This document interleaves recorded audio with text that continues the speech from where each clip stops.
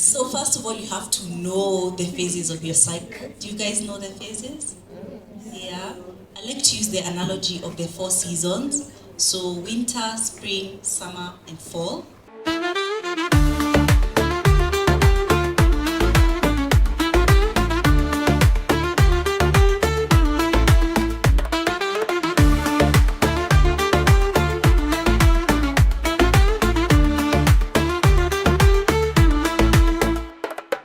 So winter is when you're menstruating. Because things are falling. You know how winter is cold and dull? Isn't that the vibe when you're menstruating? So that's winter. And then spring is like new things are springing. That's the follicular phase. Your energy is coming back up. Summer, things are getting really hot. So summer is associated with women feeling very attractive. Your skin is glowing. You have energy. Your libido is high. And then the last one is fall. So fall is the luteal phase. It's really just before you're menstruating and you feel terrible. That's the time your face card is declining. Everything is not fitting. You're bloated. So it's so important to know where you are, because if you are in your luteal phase, you're bloated, you don't feel good, and then you go to a gym and your personal trainer is pushing you to do cardio for like 40 minutes. You see how you're working against your own rhythm. So cycle thinking will advise what workouts you do, right? Because when you're menstruating, maybe don't push it too hard. Maybe like just even stretch, do some yoga, do a little walk. It's about nutrition, certain things you need to eat during certain parts of your cycle. Please follow me because I talk about this a lot on my social media. But that's for me, self-care has to be, as a woman, you have to look at where am I in my cycle and what's the best thing for me. For me, self-care is how you feel about yourself. From the clothing you put, the perfume you put, the makeup you put. You saw me today and you're all of it, look dazzling, yeah? That's self-care, because now I feel good about myself. I can represent myself well, right?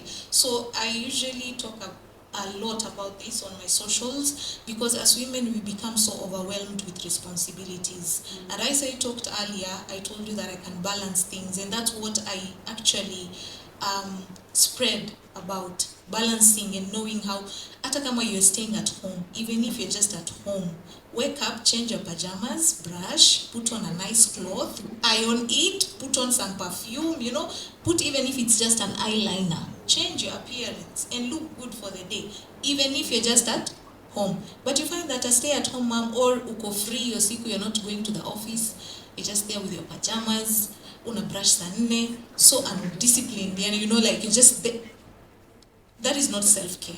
And self-care is self-love. And you cannot lie to me. You cannot tell someone I love you if you don't love yourself. You cannot pour from an empty cup. And you cannot also show love to someone if you have not shown love to yourself. Sisi Kiswahili tunasema hauwezi kupenda kama haujipendi. Si ndio? Yeah, you have to love yourself so that nikifanyanga hivi nasikia vizuri, let me do this to the person that I love or others. So self-care to me is your outside appearance. As much as my sister has talked about, we work hand in hand. My husband is a psychiatrist. So yes, we have to work hand in hand, because women undergo a lot of things. For instance, when he was doing his studies and I was in school, look at the torture I was getting, the traumas that I was getting with studying and balancing kids, and but now when you get as someone who you can go and tell, I'm having this, I'm feeling this, that's also a form of self-care. This person will give you advice or will talk to you. You will also release. By talking, you're releasing the tensions that you have. So I highly recommend therapy. That's something I advocate for. Even on my social platforms, I talked a lot more about therapy and looking good as women. Because the moment you look good, the moment your mental health is okay, your mood will be on another level. And you will achieve better and bigger things. Yeah, so for me, self-care is that. Wow. So we've all heard that therapy is important for all of us. It does not matter what you're going through, you need to be in therapy. I think for me, what scared me with therapy, I'm not in therapy yet, it's something I've always had a plan to do, but when they said therapy is like dating, you have to kiss so many frogs before you find that one therapist that works for you. I was like, maybe you can share with us some tips on how to... You've seen the joke about someone whose therapist cut them off because they were like, yo, it's too much for me. So yeah, but Dr. Fundi said self-care doesn't have to be expensive. You can work on the things that are free or the things that are less, like they don't cost much money. So earlier this year I got a gift. I got a notebook for writing letters to yourself. And one thing I've been intentional about doing this year is writing love letters for myself. And every time I wake up in the morning, I don't do it every day obviously, but the times I do it, I've come to realize it's really improved my view of myself. So that's one of the things, it's free. So, and it really is one of my ways of taking care of myself. Another thing Dr. Vundi talked about is knowing your body. You have to clearly understand your body.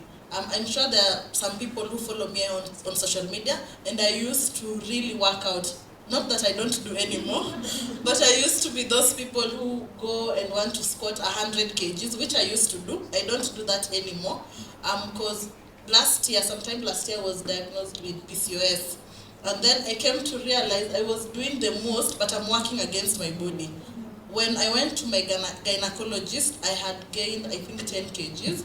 Mind you, I was working. And the first gyna I remember going to, she was saying, oh, you just need to start working out to lose weight. And I'm like, I work out 5 days a week, what do you mean?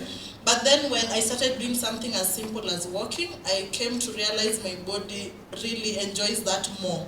So walking is free, but it's working for my body more. So you have to really get to know your body and be in touch with your body for you to be able to take care of your body well. So I'd like our panelists to tell us the role of social support, relationship and friendships in taking care of ourselves. Yeah. Yeah, so the role of social support, friendships and relationships. I think we are social beings. Let me just start from like the psychology of everything. We are social beings. So social support is right up there. You remember how I said sleep is important? Yeah, forget sleep. Yeah, now the most important thing is your social support. And I'll start with, should I start with friendships or relationships? Friendships. I think friendships, one thing I've learned, because I'm in my late 30s, one thing I've learned is that friendships evolve and that's okay. And as you grow older, and in your friend groups, sometimes you're growing older and you're growing apart, and that's okay. I've also learned that friendships have seasons. So sometimes, I'll give you an instance for me. There are people who I was friends with in uni, and then when I settled down and got married and had a child, I find that I no longer spend time with some people, not because they're toxic. So not everyone who is not at your place in life is toxic, because I feel like we are branding that that's a toxic friend. But I'm starting to not stifle my friendships and just allow them to, okay, you're there and I'm here, that's fine. So giving friendships a lot of freedom. I think another thing I've learned about friendships is I'm appreciating communities more than friendships. And what do I mean? So right now I have like 5 communities. Very recent communities, for example, women in the social media space, that's one. I'll have another one of women, mothers who we give back around the same time. And we are not besties, we just DM each other on Instagram, but the value we are giving each other as women it's invaluable, right? So I want us as women, sometimes I don't know if there's a woman in the room feeling like, I don't have friends. or it's so hard to make friends as I get older, I want you perhaps to rewire your thinking to, let me start by looking for communities. Like, do we have similar interests? Let's align on that. Chamas are great, right? They're great ways to make friends. Just look for community. About relationships, I think that the most important decision you'll ever make is the person that you will have children with. Whether you get married or not, that's up to you. But who you have children with is, I've seen in my profession, women's lives getting ruined because of the people they've had children with. I've seen heartbreak go on for years and years and years. And it would be unfair if I sat here and I didn't talk about the women who are even in physically abusive relationships. So I want everyone in this room to know that you can always leave. Sometimes you don't feel like you can leave, and then you linger, you find yourself, you've been in a situationship for 3 years with somebody who treats you like crazy. You can leave. You can leave. Then the other thing is, specifically about feeling like you're getting older and you're not meeting the person, because there's a certain level of loneliness that comes with that, which I can't dismiss. You see, you've attended Rora shows, you're tired, baby showers, you're always contributing, you know, and there's a certain level of, when is it going to be my turn? I want to say that the loneliness is real, but I want you to repackage your singlehood as, like, in terms of curiosity. So date like a sport, which is what men do anyway. Yeah. Don't date with a target. Yeah. Don't date with the guy I meet, that's my husband. Just date to have fun and to enjoy it. But also if you meet a partner, if you meet a man, let him find a world, not a void. Because sometimes you're waiting to be found, then you have no interests, you have no hobbies, you're not fun, because you're always in your house. How will he meet you? Will he break into your house and kidnap you? So he needs to find you having your own world, not just this void he comes to fill. So I think I'll stop at that point. But as you can see, this is a passion point of mine. So yeah, let me stop there. So for roles play. The role, you say the question is? Yeah, social support, friendships, and relationships play a vital role in a woman's life. I want to disclose something. I was married at 21, got my first kid at 22, got my second kid at 23, and got divorced at 24. So I was married for 4 years, and in those 4 years, I underwent all these transitions. So I'm the best person to ask about social support and friendships and relationships. My first marriage showed me shege. You know shege? That man could come into the room and I would freeze. I remember when I was still a bride, I used to cry because he was still staying in his bachelor's house. It was just a bed sitter. Nakaa hivi kwa room naangalia. This is not what I was anticipating for my life, you know. But my family had the perception of msichana wetu, I'm the firstborn actually. So msichana wetu anaenda medical school. Medical is 6 years. She will get old in medical school. She won't give birth. Atakataa huyu atakuolewa, because I used to be a stubborn person when I was young. So they decided to marry me off so that I can give birth early, and walini brainwash. May I say that? They brainwashed me. We'll support you. We'll make sure you learn.